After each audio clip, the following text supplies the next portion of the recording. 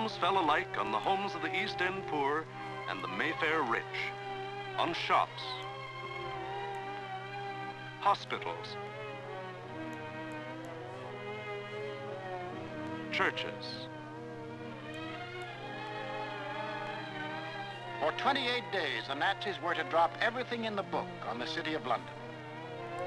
Tons upon tons of high explosives, delayed action bombs that exploded days later, torpedoes that sheared away whole buildings.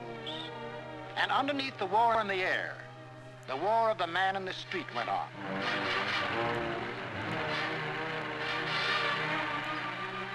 He learned to exist with very little food. He forgot what it meant to have a night's sleep, spending most of his time underground in the damp and dark and cold. Hello, Mrs. Fox. You're here early tonight. Well, I'm on the safe side, aren't I? I think that'll be all right now. Yes, that's grand. Anyway, I'll be back in a few minutes if you want. Now, how are we going to get you up there? Get a young man to lift you up. Tiny? Hello. Come, this young lady, and lift up. Righto, I'm coming.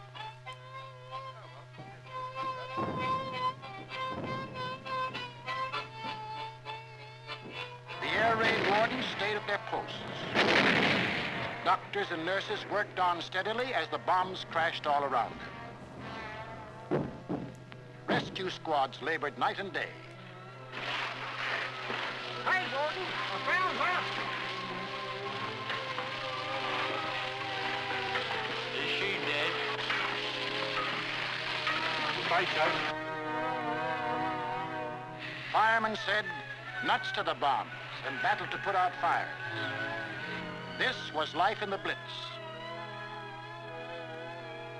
Against all the rules of Nazi warfare, Britain was refusing to crumple up. Across the Channel, the enraged Goering took personal command of the operations.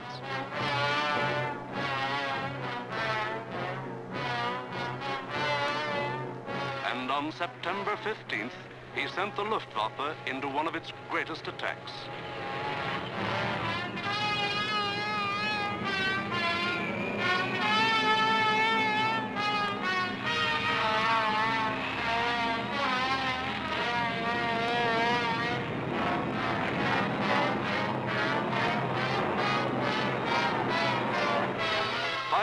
German bombers and Messerschmitt fighters roared over the English coast.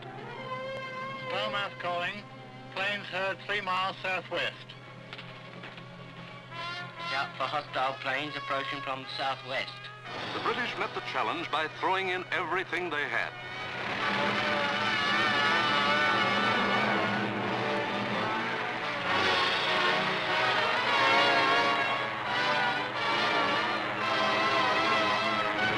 Historic three-dimensional battle took place inside an area 60 miles long, 38 broad, and from 5 to 6 miles high.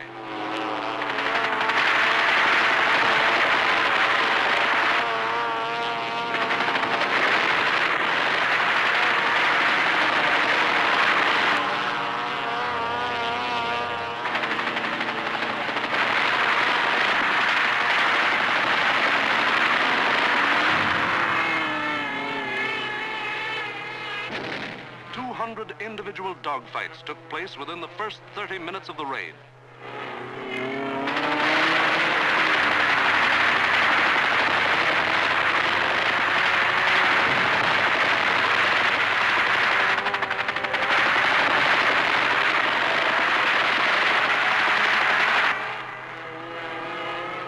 Right on our own doorstep. Oh, what a scrap.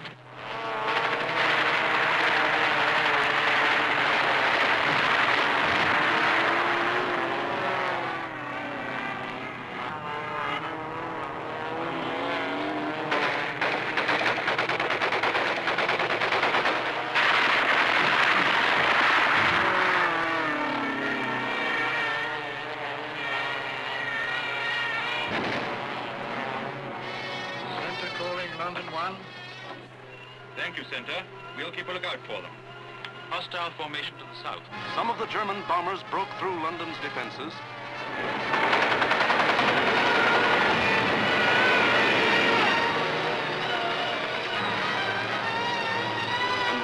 center of the city.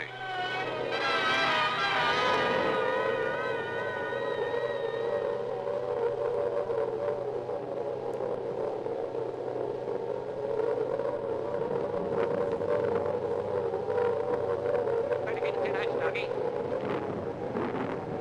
Dougie, the tin hats. Oh, the tin hats. Okay.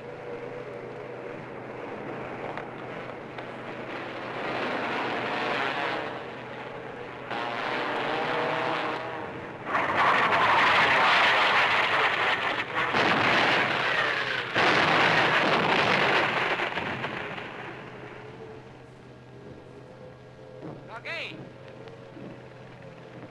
Dougie, where are you?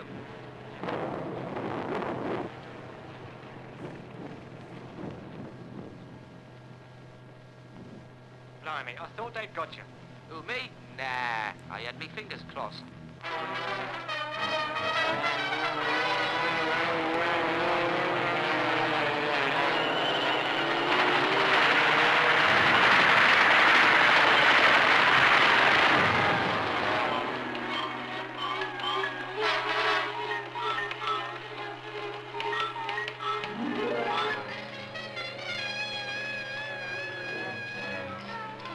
Air Ministry communique.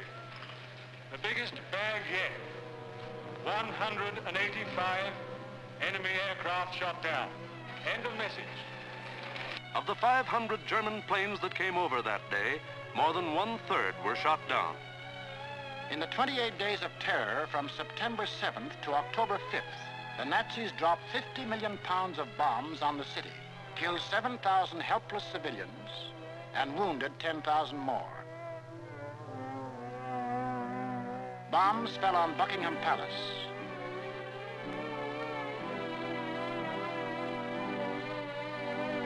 Westminster Abbey, the Houses of Parliament, Fleet Street, the center of the news, St. Paul's Cathedral.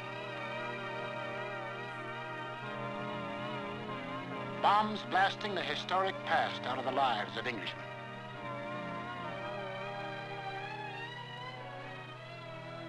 But in these 28 days, the Nazis lost 900 planes and their crews. The more they sent over, the more were shot down. The British Spitfire had proved to be one of the deadliest weapons ever put in the hands of man. If this kept up, pretty soon no more Luftwaffe. The frantic Nazis had to pull a new one. They did. On October 6th, they changed to night attacks. Maybe that way they could avoid those deadly Spitfires and Hurricanes. Maybe that way they could crush the stubborn British spirit. Never mind control of the air. Never mind Phase 1, Phase 2, Phase 3. Now to concentrate on bombing the people themselves into submission and make them cry for mercy.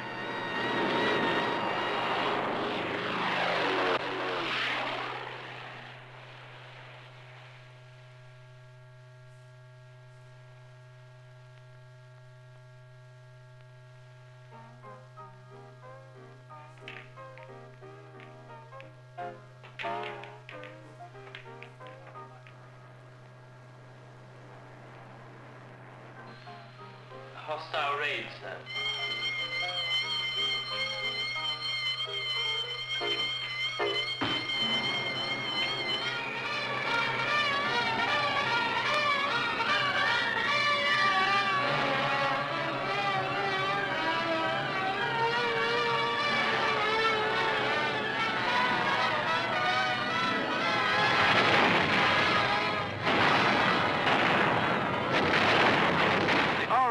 Wasn't much help at night. This was just German bombs against British guts.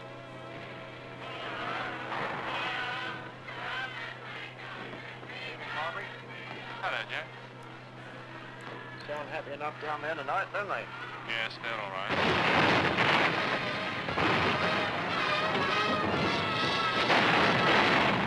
The great docks of London were left roaring infernos.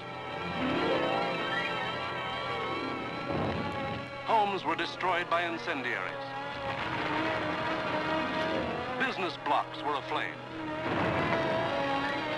And still the people of London took it. Night after night, they burrowed underground.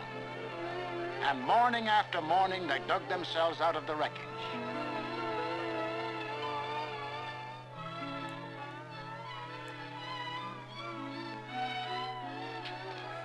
Good morning, Mrs. Barr. Good morning, Mr. Hines. See you tonight. Right here. Come on, Betty.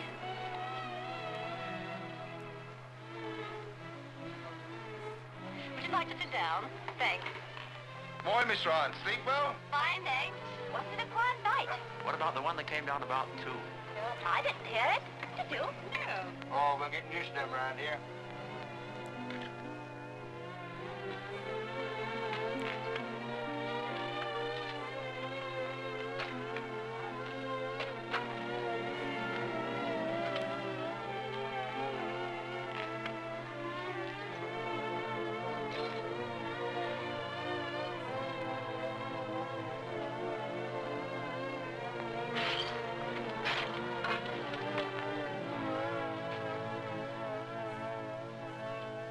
Don't you think you'd better go away from this for a bit?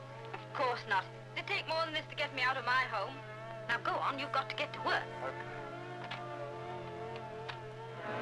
The Battle of London was the battle of the people of the city.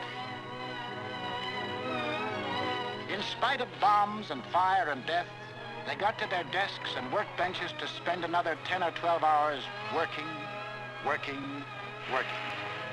The British spirit was stronger than ever. And the RAF was flying higher than ever. Not only higher, but farther. SIO, operation for the night. GP 1562, EP 781. 10 aircraft. You'll find, I think, a decent photograph of the submarine yards there. There's a very good one taken the other night, Monty. Was that? A bit further along. That's it. Those are the submarine yards. Just there. Yes. Well, chaps, this is your target for tonight. It's the submarine and shipbuilding yards at Bremen. It's a vitally important target, and it's got to be hit hard.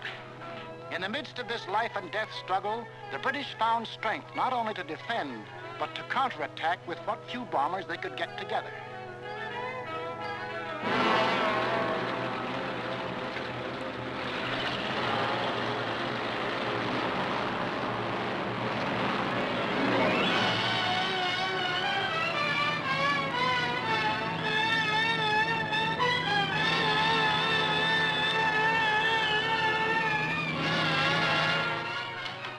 Charlie, airborne, sir.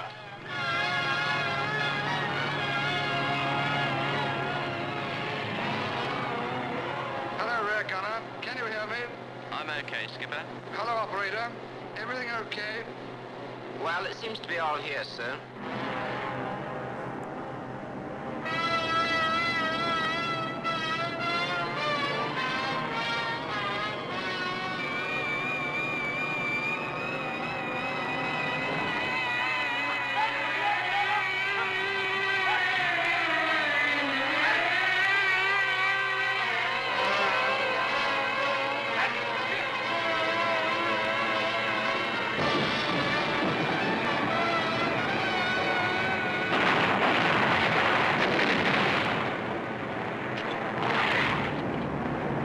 Stand by. I'm going in a glide.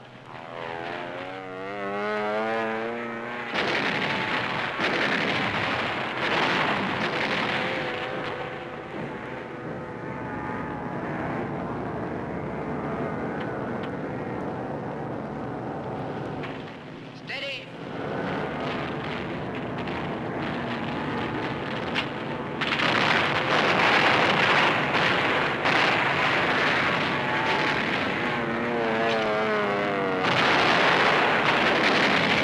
I got the bullseye with the last one.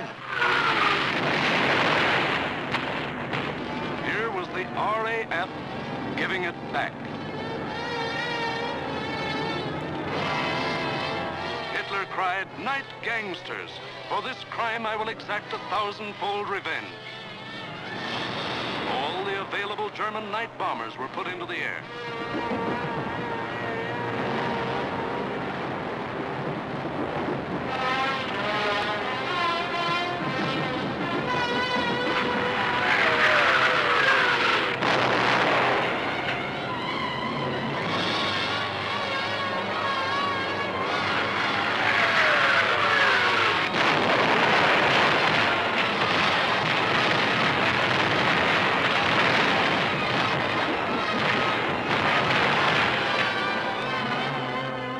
The thousandfold revenge was Coventry.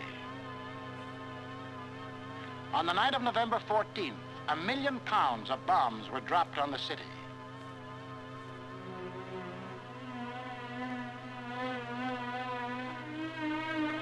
Coventry was smashed as flat as Warsaw and Rotterdam.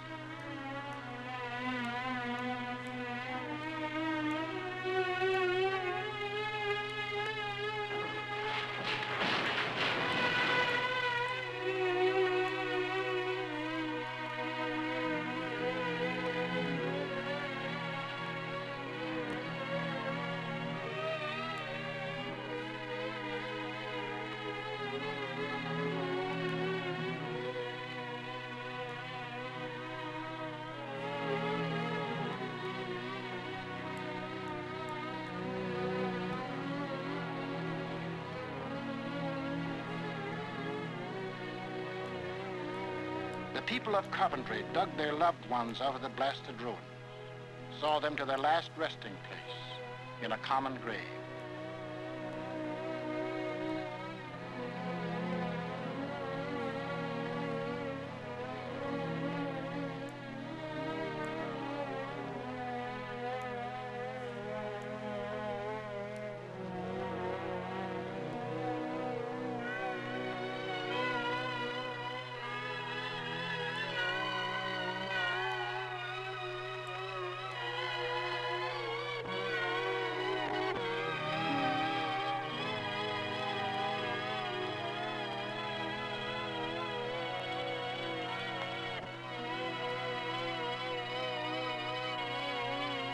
Hitler could kill them, but damned if he could lick them. They went back to their lathes and machines, for they knew the machine bench was as deadly a weapon as the rifle. And in their hearts was a grim determination that this enemy must be destroyed. That the day was coming when they would strike back, and how they would strike back.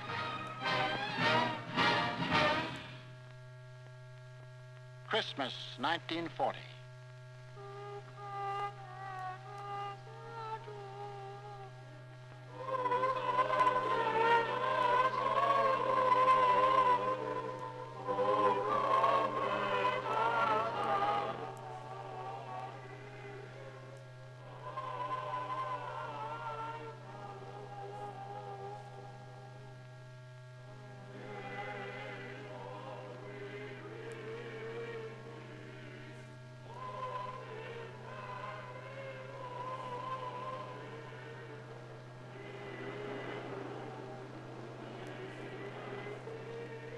Christmas, season of peace on earth, goodwill toward men, was the ironic quiet before Hitler's great burst of rage against a people who couldn't be licked.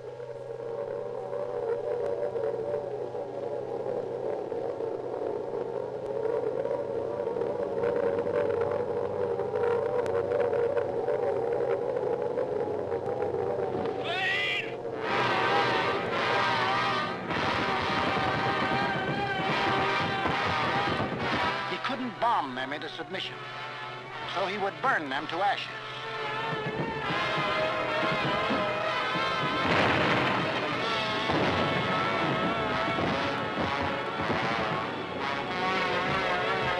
Millions of firebombs rained down on the great city of London.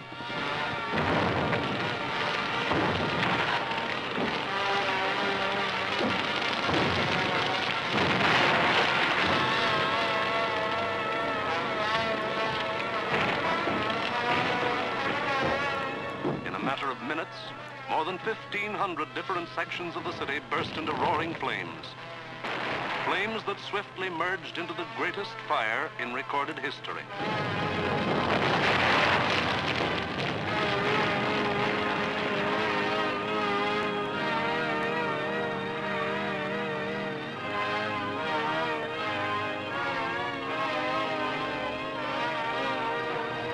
In the midst of all the fire and destruction, vital water mains were shattered.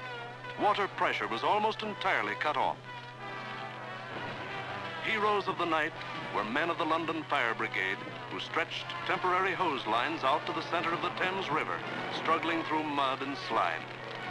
for the Nazis had carefully picked a night on which the Thames River had one of the lowest ebb tides on record.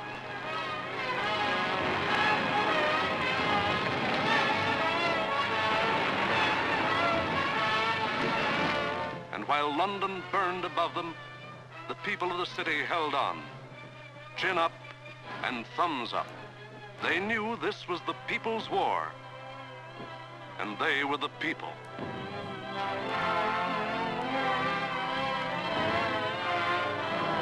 And a people that couldn't be panicked, couldn't be beaten.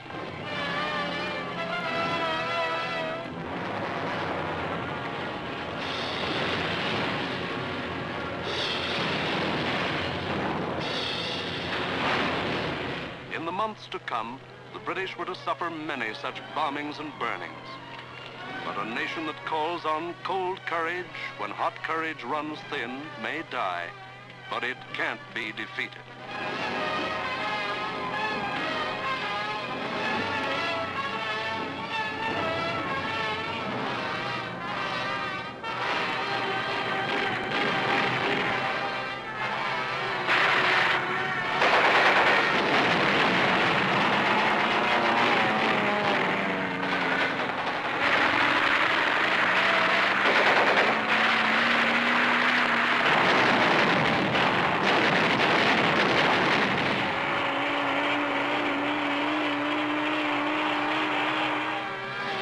The Battle of Britain was won, but not by Hitler. Hitler had lost the battle. He had lost 2,375 German planes and their crews. For the first time, it was the Germans who ate the bitter dirt of defeat. Gone was the legend of their invincibility. For a solid year, the Nazis struck Britain with all their might. They leveled thousands upon thousands of homes and damaged millions of others. They killed more than 40,000 men, women, and children, and seriously wounded 50,000 more.